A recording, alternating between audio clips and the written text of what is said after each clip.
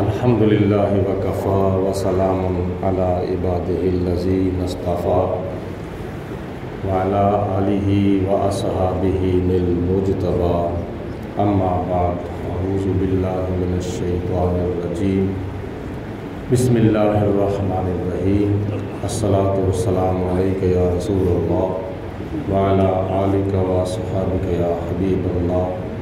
جو حضرات نماز سے فارغ ہو گئے ہیں، اگر ان کے پاس تو ٹائم تھوڑا بہت ہے دین کے لیے تو ذرا آگے ہو کے بیٹھ جائیں، اور جن کے پاس نہیں ہے وہ بڑی خوشی کے ساتھ جا سکتے ہیں۔ تو جو احباب بیٹھے ہیں وہ ذرا قریب قریب ہو کے بیٹھ جائیں۔ گزشتہ جمعرات شریف کے بابرکت لمحات میں نبی کریم صلی اللہ علیہ وسلم کی حدیث پاک کے 2-3 جملے بیان کیے گئے تھے۔ ان کے بعد حضرت سیدنا ابو بکر صدیق رضی اللہ تعالی عنہ کھڑے ہوئے اور عرض کی یا رسول اللہ، جس طرح آپ نے دنیا سے 3 چیزیں پسند کی ہیں، میں بھی آپ کی سنت پر عمل کرتے ہوئے اس دنیا سے 3 چیزیں پسند کرتا ہوں۔ پہلی چیز جناب ابو بکر صدیق رضی اللہ تعالی عنہ نے پسند کی، النظر الی وجہ رسول اللہ، اور دوسری چیز وانفاق مالی علی رسول اللہ، اور تیسری چیز وان یکون ابنتی تحت رسول اللہ۔ ترجمہ، عرض کی یا رسول اللہ، پہلی چیز میں یہ پسند کرتا ہوں النظر الی وجہ رسول اللہ، آنکھیں میری ہوں اور چہرہ نبی کریم صلی اللہ علیہ وسلم کا ہو۔ میرا دل چاہتا ہے کہ میں آپ کا دیدار کرتا رہوں، آپ کو میں ہر وقت دیکھتا رہوں۔ اور دوسری چیز میں یہ پسند کرتا ہوں کہ وانفاق مالی علی رسول اللہ، میں آپ کا مال آپ کے نام پر قربان کرنا چاہتا ہوں۔ اور تیسری چیز وان یکون ابنتی تحت رسول اللہ، کہ میں اپنی بیٹی یا رسول اللہ آپ کے نکاح میں دینا چاہتا ہوں۔ یہ 3 چیزیں مجھے پسند ہیں۔ پہلی چیز بڑی پیار والی ہے، بڑی محبت والی ہے اور بڑے عشق والی ہے، النظر الی وجہ رسول اللہ۔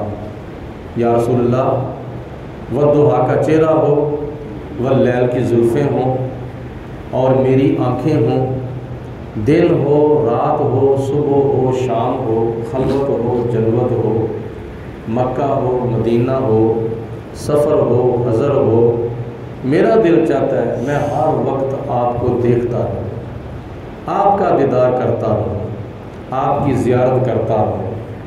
یہ جناب صدیق اکبر رضی اللہ تعالی عنہ نے ایک چیز کا انتخاب کیا۔ دنیا کے اندر آپ چاہتے ہیں کہ میں ہر وقت حضور کا چہرہ دیکھتا رہوں۔ کتنا سونا پیارا حضور کا مکھ مبارک اللہ کی ذات نے بنایا تھا، جس کو جناب صدیق اکبر ہر وقت دیکھنا پسند کرتے ہیں۔ آپ لوگوں کو پتہ ہے کہ کوئی بندہ ٹی وی دیکھنا پسند کرتا ہے، کوئی موبائل دیکھنا پسند کرتا ہے، کوئی کسی کو دیکھنا پسند کرتا ہے، کوئی کسی کو دیکھنا پسند کرتا ہے، لیکن جناب صدیق اکبر کی انتخاب والی چیز پر غور کرو۔ آپ نے اگر پسند کیا ہے تو والضحیٰ کا چہرہ دیکھنا پسند کیا ہے۔ اور حضور علیہ السلام کے چہرہ پاک کے اندر کیسی خصوصیت اور کیسی خوبی تھی کہ جس نے دیکھ لیا بس وہ دیکھتا ہی رہ گیا تھا۔ اور خدا تعالیٰ خود قرآن پاک میں ارشاد فرماتا ہے قَدْ نَرَىٰ تَقَلُّبَ وَجْهِكَ فِي السَّمَاءِ فَلَنُوَلِّيَنَّكَ قِبْلَةً تَرْضَاهَا۔ اے میرے محبوب، ہم آپ کا آسمان کی طرف چہرہ کرنا بار بار بار بار دیکھتے ہیں، اور ادھر سے خدا بھی دیکھتا ہے۔ زمین پر صحابہ کرام دیکھنا چاہتے ہیں، صحابہ کرام جب نماز پڑھتے تھے تو اس وقت ان کا یہ خیال ہوتا تھا کہ کب نماز ختم ہو اور ہم جلدی جلدی نبی پاک علیہ السلام کا دیدار کریں، بلکہ نماز کے دوران بعض صحابہ کرام حضور علیہ السلام کا دیدار کرتے رہتے تھے، نماز بھی پڑھی جاتی تھی اور حضور کا دیدار بھی ہوتا تھا۔ بخاری شریف کے حدیث پاک میں آتا ہے کہ نبی کریم علیہ السلام نے جب اپنی بخار کی حالت میں حضرت سیدنا صدیق اکبر کی ڈیوٹی لگائی کہ اے عائشہ اپنے باپ کو کہہ دو کہ میرے مصلی پر کھڑے ہو کر نماز پڑھا دیں۔ ایک نماز کے دوران نبی پاک علیہ السلام کی طبیعت سنبھلی تو حضور تشریف لائے مسجد نبی کے اندر، تو صحابہ کرام کو پتہ چل گیا۔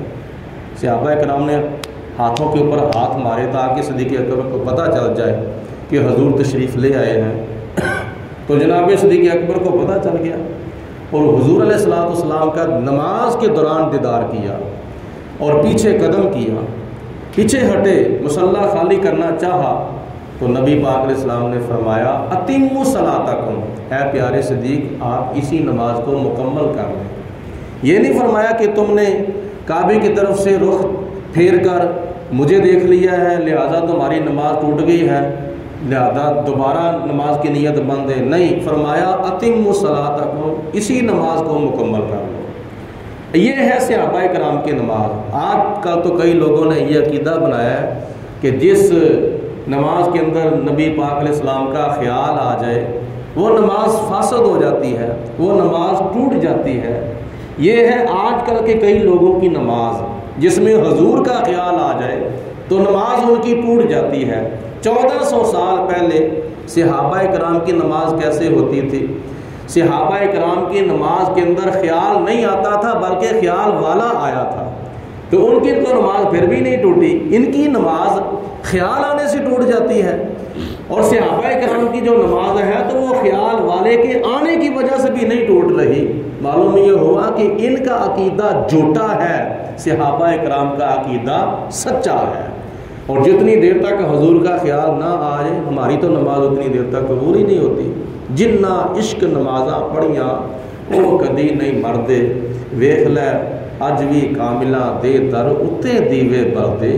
وہ نماز کیسی نماز ہے جو عشق مصطفیٰ کے بغیر پڑھی جائے؟ اتنی دیر تک نماز اللہ کی بارگاہ میں قبول نہیں ہوتی جتنی دیر تک اس نماز کے اندر حضور علیہ السلام کا خیال نہ آ جائے، کیونکہ یہ نماز 5 وقت کی حکم خدا کا ہے اور طریقہ مصطفیٰ کا ہے، تو جس کے طریقے پر عمل کیا جائے کیا اس طریقے والے کا خیال نہیں آتا؟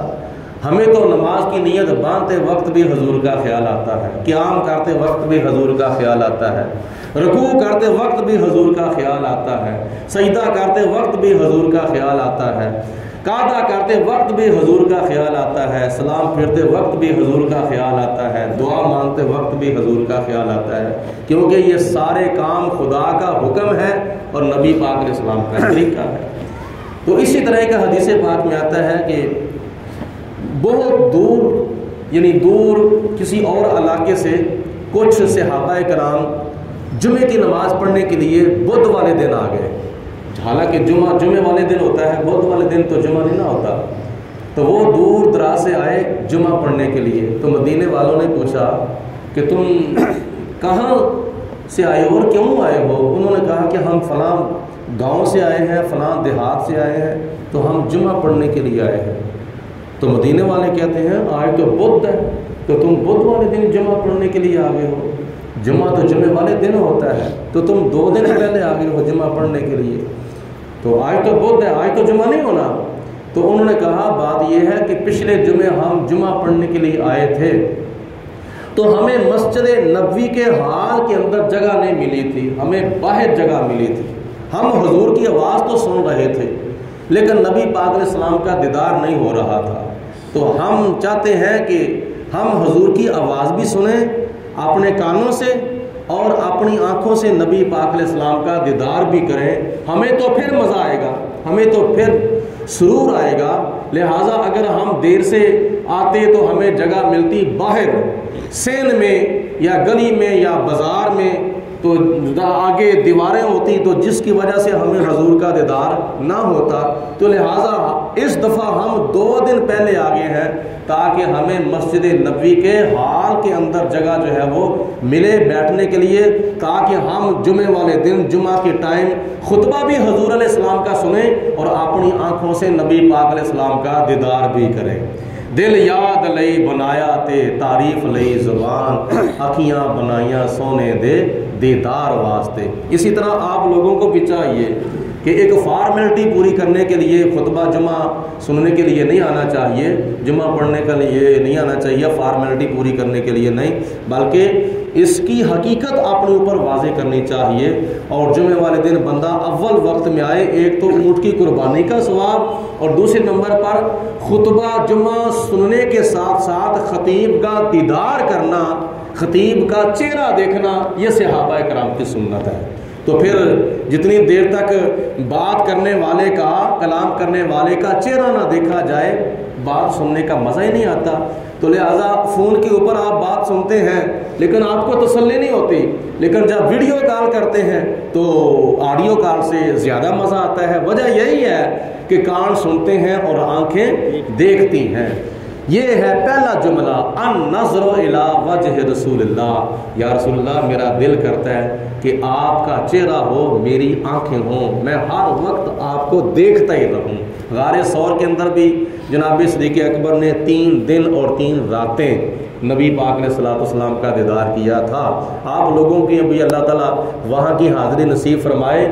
کیا نام ہے، تقریباً 3 سے 4 گھنٹے لگ جاتے ہیں غار ثور کے اوپر جاتے ہوئے۔ وہاں 3 دن اور 3 راتیں حضور علیہ السلام نے اور صدیق اکبر نے قیام فرمایا تھا، اور ٹکٹکی لگا کر نبی پاک علیہ السلام کا چہرہ دیکھا تھا۔ سانپ کے ڈنگ کی پرواہ نہیں کی تھی، مگر نبی پاک علیہ السلام کی نیند میں اور حضور کے آرام کے اندر خلل پیدا نہیں ہونے دیا۔ یہ ہے صحابہ کرام کی حضور علیہ السلام سے محبت۔ اور دوسری چیز کیا پسند کی، وَإِنفَاقُ مَالِي عَلَىٰ رسول اللہ، میرا دل چاہتا ہے کہ میں اپنا مال نبی پاک علیہ السلام کے حکم پر قربان کرتا جاؤں۔ حضور حکم فرماتے جائیں، میں اپنا مال حضور کے قدموں کی دھول پر نچھاور کرتا جاؤں۔ اور یہی وجہ ہے کہ حضور علیہ السلام کے تقریباً کافی غلام کافروں کے قبضے میں تھے، ان میں سے 17 غلام حضرت صدیق اکبر نے خرید کر آزاد کرائے تھے۔ ان میں سر فہرست حضرت بلال حبشی رضی اللہ تعالی عنہ ہیں۔ اپنا مال غلاموں پر خرچ کرتے تھے، اپنا مال غریبوں پر، یتیموں پر، بیوہ عورتوں پر خرچ کرتے تھے، اسلام کی ترویج و اشاعت کے لیے خرچ کرتے تھے۔ نبی پاک علیہ السلام نے ایک غزوہ کے موقع پر فنڈ جمع کرنے کا حکم دیا تو حضرت عمر فاروق رضی اللہ تعالی عنہ گھر کا آدھا مال حضور کی بارگاہ میں پیش کر رہے ہیں، اور تھوڑی دیر گزری حضرت سیدنا صدیق اکبر نے اپنے گھر کا سارا سامان حضور کی بارگاہ میں پیش کر دیا، یہاں تک کہ دیواروں کے اوپر آپ ہاتھ پھیر پھیر کے دیکھ رہے تھے کہیں کوئی سوئی بھی باقی نہ رہ جائے۔ سوئی تک نبی پاک علیہ السلام کی بارگاہ میں سارا مال، سارا گھر کا سامان جو تھا حضور کی بارگاہ میں پیش کر دیا تھا۔ وَإِنفَاقُ مَالِي عَلَىٰ رسول اللہ، یا رسول اللہ میرا دل چاہتا ہے میں اپنا مال آپ کے قدموں پر قربان کر دوں۔ یہ نبی پاک علیہ السلام کی محبت ہے جناب صدیق اکبر کی۔ اور تیسری چیز، وَأَن يَكُونَ ابْنَتِي تَحْتَ رسول اللہ، یا رسول اللہ میرا دل چاہتا ہے میں اپنی بیٹی حضرت عائشہ صدیقہ رضی اللہ تعالی عنہا کا نکاح آپ کے ساتھ کر دوں، بستر آپ کا ہو، گھر آپ کا ہو، بیٹی میری ہو، نکاح آپ کا ہو، بیٹی میری ہو۔ میرا دل چاہتا ہے جہاں آپ کے ساتھ جان کا رشتہ، جہاں آپ کے ساتھ ایمان کا رشتہ قائم ہوا ہے، وہاں آپ کے ساتھ خاندان کا اور جان کا رشتہ بھی قائم ہو جائے۔ تو جناب صدیق اکبر نے جب اپنی بیٹی پیش کی تو نبی کریم علیہ السلام نے اپنے نکاح کے اندر حضرت صدیق اکبر کی بیٹی کو قبول فرمایا۔ اور حضور علیہ السلام پوری زندگی کے اندر 2 مرتبہ دولہا بنے ہیں۔ ایک مرتبہ کب، جب معراج کو جا رہے تھے تو شب اسرا کا دھلا حضرت جبریل علیہ السلام نے نبی پاک علیہ السلام کو بنایا۔ آب زمزم کے ساتھ حضور علیہ السلام نے غسل کیا، وضو کیا، اور آپ نے پاک صاف لباس پہنا، خوشبو لگائی، اور آپ نے سر کے اوپر کیا نام ہے دستار باندھی، اور آگے پیچھے دائیں بائیں فرشتے ہیں، اور نبی پاک علیہ السلام براق کے اوپر سوار ہیں، دولہا بن کر جا رہے ہیں۔ اور اس کے علاوہ کب حضور علیہ السلام دولہا بنے تھے؟ ہجرت سے پہلے حضرت عائشہ صدیقہ رضی اللہ تعالی عنہا کے ساتھ جب آپ نے نکاح فرمایا تھا، 11 بیویوں کے ساتھ آپ نے نکاح فرمایا۔ جو آپ کی 10 بیویاں ہیں ان میں سے کوئی مطلقہ اور کوئی بیوہ عورتیں ہیں، لیکن پوری 11 بیویوں میں سے ایک بیوی نبی پاک علیہ السلام کی کنواری تھی، حضرت عائشہ صدیقہ رضی اللہ تعالیٰ عنہ۔ جب حضور علیہ السلام دولہا بن کر برات لے کر حضرت صدیق اکبر کے گھر میں آئے تو نکاح خان نے حضرت عائشہ کے ساتھ حضور علیہ السلام کا نکاح پڑھاتے ہوئے عرض کی، یا رسول اللہ، حضرت عائشہ صدیقہ اتنے حق مہر کے بدلے ابو بکر صدیق کی بیٹی کیا آپ قبول کرتے ہیں؟ کیا آپ قبول کرتے ہیں؟ کیا آپ قبول کرتے ہیں؟ تو کس زبان سے نبی پاک علیہ السلام نے فرمانا ہے میں قبول کرتا ہوں؟ وہ زبان وما ینطق عن الہوی ان ہوا الا وحی یوحی۔